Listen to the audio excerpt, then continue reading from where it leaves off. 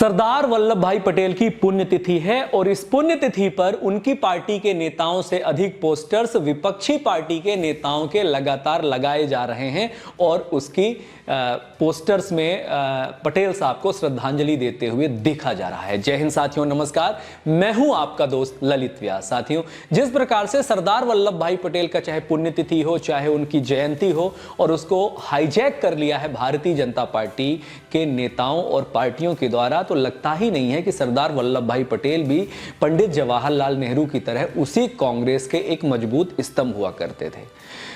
या यूं कहें कि अगर उनको पंडित जवाहरलाल नेहरू पर जो उनको महत्व दिया जाना चाहिए था, वो महत्व उनकी पार्टी में नहीं मिलने की वजह से दूसरी पार्टी ने उनको मरणोपरांत हाईजैक कर लिया है, तो अतिशयोक्ति नहीं होगी। और निश्चित तौर पर देखा जाता है कि सरदार वल्लभ भाई पटेल को उनकी पार्टी यानी कांग्रेस पार्टी में कभी भी वो दर्जा, वो महत्व नहीं दिया गया, नहीं हासिल किया। एक कहानी लोग बताते हैं और किताबों में भी पढ़ने को मिलता है कि जब उनका देहांत हो जाता है सरदार वल्लभ भाई पटेल का, तो पंडित जवाहरलाल नेहरू अपने पार्टी के नेताओं को उनके अंतिम संस्कार तक में जाने से रोक लगा देते हैं। और इससे बड़ी राजनीतिक विद्वेषता नहीं हो सकती, जहां पर दूसरे यानी कि अपोजिशन के भी अंत्येष्टि में जहां पर लोग जाते हैं, दूसरे पार्टियों के लोग जाते हैं, तो अगर ऐसा उदाहरण सच में मौजूद है, ऐसा अगर हुआ है, तो निश्चित तौर पर ये उस पार्टी के आइडियोलॉजी के लिए एक सोचने वाली बात होती है। जब सरदार पटेल की बात हो ही रही तो और भी बातें बहुत महत्वपूर्ण हो जाती हैं। इस समय पर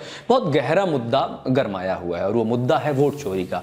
उस वोट चोरी के मुद्दे में प्रोटेक्शन के तौर पर भारतीय जनता पार्टी लगातार एक दावा कर रही है कि जो वोट चोरी के मामले हैं वो वहां से शुरू होते हैं जब 15 लोगों ने वोट किया। उन 15 में से 12 लोगों ने सरदार पटेल को वोट किया और 2 लोगों ने पंडित जवाहरलाल नेहरू को वोट किया और एक ने कृपलानी साहब को वोट किया। उस वक्त भी प्रधानमंत्री और कांग्रेस का अध्यक्ष नेहरू जी को बनाया जाता है। 7-8 दिन तक सरदार पटेल नाराज रहते हैं गांधी जी के इस निर्णय पर, लेकिन उसके बाद फिर वो सब कुछ ठीक हो जाता है।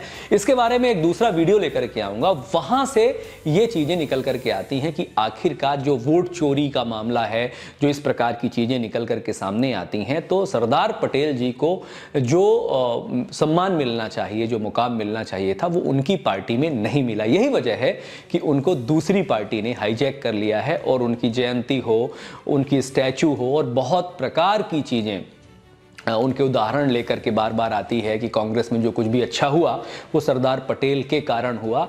तो ये अपोजिशन का हालांकि काम होता है, लेकिन इसके उलट कोई जवाब नहीं होता है उनकी पार्टी यानी कांग्रेस पार्टी के पास, क्यों आखिर उनने उनको महत्व नहीं दिया और उनके सारे महत्वों को छीन लिया। खैर, राजनीति की बात है, राजनीति की बात करता हूं तो इस प्रकार की भी बातें होनी चाहिए। आप इस पर क्या सोचते हैं, आपकी राय क्या है? आप स्वतंत्र हैं, उस प्रकार की राय भी आप दे सकते हैं। जो सूचनाएं मैं देता हूं केवल तथ्यों के आधार पर देता हूं, पुस्तकों के आधार पर देता हूं। जो पहले के लोग, पहले के पत्राचार और पहले के लोगों, इतिहासकारों द्वारा जो चीजें लिखी गई हैं, उन तमाम चीजों को अध्ययन करके, रिसर्च करके आपके बीच में लाता हूं। हाँ, अब इसमें आपको एक पार्टी का पक्ष लेना है, दूसरी पार्टी का विरोध करना है, तो उसके एवज में आप किसी भी प्रकार से बातें कर सकते हैं, लिख सकते हैं, लेकिन आपकी क्या विचारधारा है ये प्रस्तुत करते रहें।